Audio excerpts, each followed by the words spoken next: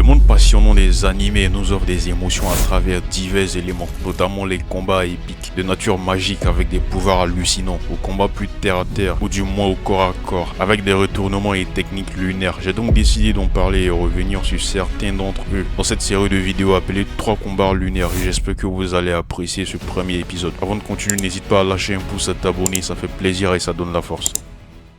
Baki vs Oliva Biscuit. On se trouve à la fin de la saison pour ce combat incroyable entre la personne la plus forte des États-Unis, Mr. Biscuit Oliva, surnommé Unchained, et le lycéen le plus fort du monde, Baki. On se trouve dans une prison aux États-Unis. Ça y est, le décor est planté. Après de longues provocations, Oliva cède aux provocations du lycéen. Oliva balança un coup de poing à Baki qui l'envoya valser de plus de 4 étages pour atterrir aux étages inférieurs de la prison. Je pense que même dans tes rêves, t'aimerais pas te prendre un tel point. C'était tellement extraordinaire qu'un prisonnier qualifiera cette attaque d'abstraite. Les gardiens étaient estomaqués par ce combat. Ils n'essayaient même pas d'intervenir. C'était comme assister à de l'art avec une bonne dose de peur dans le cas. On n'ose pas y toucher tellement c'est beau. Le combat reprit. Baki envoya un coup de pied rapide à l'homme le plus fort des États-Unis. Mais Biscuit attrapa le pied de Baki et tel un objet, il l'envoya s'éclater au sol avec un bruit assourdissant. Incroyable. Magnifique. J'en perds mes mots. Baki, le fils de la créature la plus puissante du monde, Yojiro Hanma, ne se laissera bien évidemment pas battre ainsi. Il se releva avec un geste inhumain, tel un animal qui bondit. Mais ici, c'est avec la musculature extrême de son dos qu'il fera ce bond. Au sol, les gardiens étaient surpris de la marque laissée par le dos de Baki. Il s'agit d'un visage de démon. Debout et face à face à Oliva, Baki avait changé. Même son regard était différent. Oliva le sentait. C'était celui d'un tueur, tel un serpent sur le point de cracher son venin. Le suspense était à son paroxysme. Qu'est-ce qui allait se passer? On ne pouvait pas détourner le regard d'un seul instant, même pas cligner des yeux. Et bam! En un instant, Oliva se trouva au sol. L'attaque de Baki était tellement rapide qu'elle était invisible à l'œil nu. On avait besoin de la VAR pour décrypter l'action. Tout le monde était choqué. On assistait au combat du siècle. Oliva se remita d'aplomb et ce qui s'en suivit était intersidéral. Oliva sortira sa capacité primaire, ce qui le distingue parmi tant d'autres. Il s'agit de ses muscles ultra durs et d'une souplesse légendaire. Oliva se mit dans une position assimilable à une boule qui n'offre aucune ouverture mais capable de broyer une personne. Même Baki fut choqué.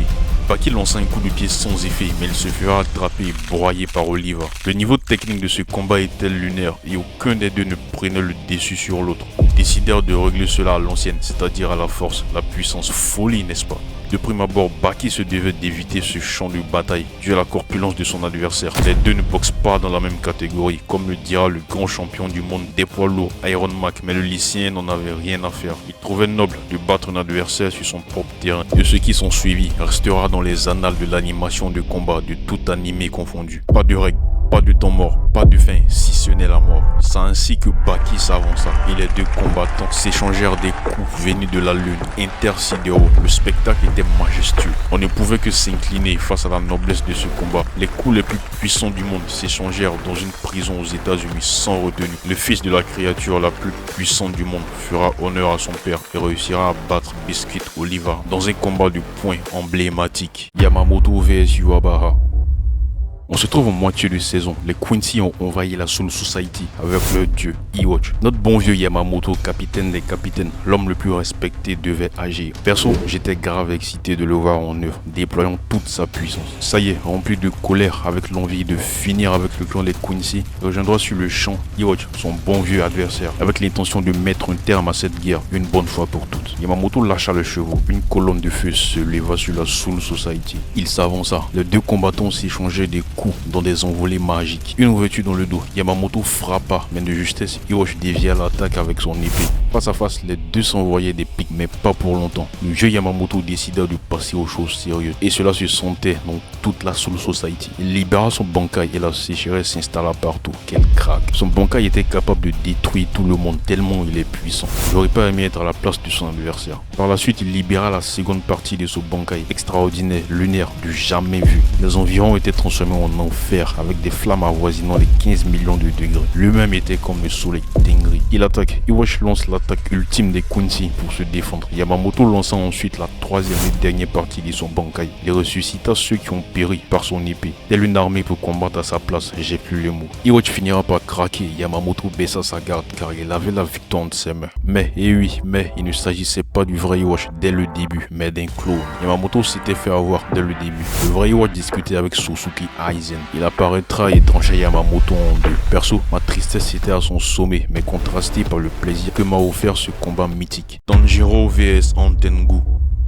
Je pense qu'on pourra tous être unanimes pour dire que la scène dans laquelle Tanjiro utilisa l'attaque Dragon du Halo solaire contre les différentes formes d'Antengu était exceptionnelle. On se trouve dans le village des forgerons et l'antagoniste principal était la quatrième lune supérieure démoniaque Antengu. Après plusieurs coups et acculé par la lune, Tanjiro eut l'intuition d'utiliser cette technique venant du souffle du soleil. Tanjiro leva son épée pour préparer son attaque. Antengu, voyant Tanjiro le pire ennemi de son maître Muzan, celui qui le terrassa dans le passé, Yorishi, le plus grand profondeur de tous les temps et même l'être le plus puissant de l'œuvre. Il sentait le danger venir, c'était palpable. Ça y est, c'est parti. Le jeune profondeur se lança. La musique, l'ambiance, le contraste des couleurs, la scène était culte. L'animation lunaire, le rythme envoûtant. Les trois formes d'Antengu furent décapitées en un instant et l'image de fin était juste magistrale. J'ai les larmes aux yeux en vous racontant la scène. Le studio d'animation Ifotable nous a offert une masterclass avec cette séquence. C'est la fin de la vidéo, n'hésite pas à lâcher un pouce et t'abonner, laisse un commentaire, un combat que tu aimerais voir dans les prochains épisodes et on se dit à très bientôt.